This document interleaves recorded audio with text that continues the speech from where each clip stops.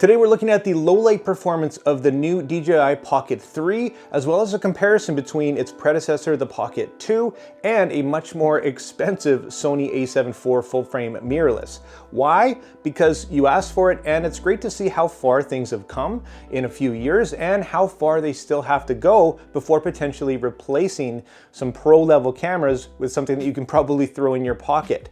Pretty awesome, and I am shooting on all three of them right now, so I'll go through and show you the differences so you can get an idea in a controlled environment here. It's worth noting that I am shooting on manual at 50 ISO for the Pocket 3, where the Pocket 2 had to be bumped up to 200 ISO just to compensate for the amount of light that we have. So that's just due to the small sensor. And if you are noticing some difference in the a7 IV, yeah, again, it's not a hugely fair comparison. It's a much bigger sensor with a dedicated lens on there, so we won't dive too much into that, just to show you for fun the difference between the sensor sizes. So let's jump in and have a look at some scenarios here, some decent light, some not so great light, and some horrible, less than ideal light for you to see just what this sensor is capable of. So between the Pocket 2 and the Pocket 3 in good light and in not perfect light, they're going to be pretty close. But when you start to get into higher contrast scenarios or less than ideal light, the Pocket 3 is going to really shine. It's also worth noting that because this is a gimbal stabilized camera and not a software or electronically stabilized camera like a GoPro or action camera, the overall result and quality in low light is going to be a lot better. For its age, I think the Pocket 2 holds its own, but the Pocket 3 and its new 1-inch sensor clearly has the advantage. Let me know down in the comments how big of an improvement you actually see in the Pocket 3 and which of its features are your favorites. Here's a few more comparisons, and one feature that the Pocket 3 has that the Pocket 2 does not is the dedicated low light setting. Now here's the difference, it's not huge, but in some circumstances you can notice some recovered detail in the shadows and highlights. It works well enough, but you will notice some sharpness degradation, especially when it comes to faces. Here's an incredibly extreme and challenging scenario for these two cameras. They're both maxed out at 6400 ISO here, and the Pocket 2 really struggles to pick up details in the foreground. In this case, I think the Pocket 3 was a little bit overexposed for the fireworks, but it was on auto.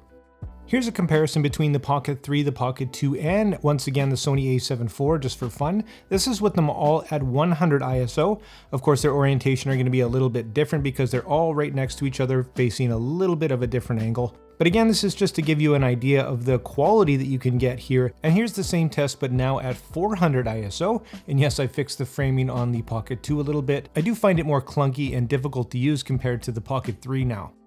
And finally, here's a look at 3200 ISO in each of the cameras. This is a controlled environment, so it's not going to be quite as noticeable, just to show you the difference in quality overall. And for the Pocket 3, for me, 3200 ISO is going to be my max comfortable setting. So if you are going to set auto ISO, I'd recommend picking 3200 as your ceiling. And here's some simple tips for you to get the very best out of your Pocket 3.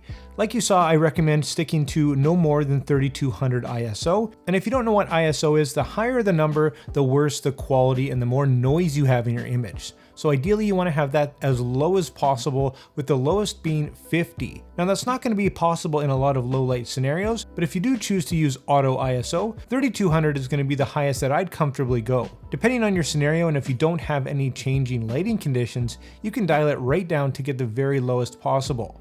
Because this camera has a fixed aperture lens, the only other adjustment available to you is going to be shutter speed. Now, if you're shooting in bright light, I recommend shooting with ND filters, and I'll link a video that I made showing you how to use those for best results in bright situations. Otherwise, depending on the frame rate that you're shooting, you should have double the shutter speed. For example, if you're shooting at 24 or 25 frames per second, you want to have a shutter speed around 1/50th of a second. If you're shooting in 30 frames per second, you want your shutter speed to be 1/60th of a second for best results. This is a typical rule of thumb, so adjust accordingly.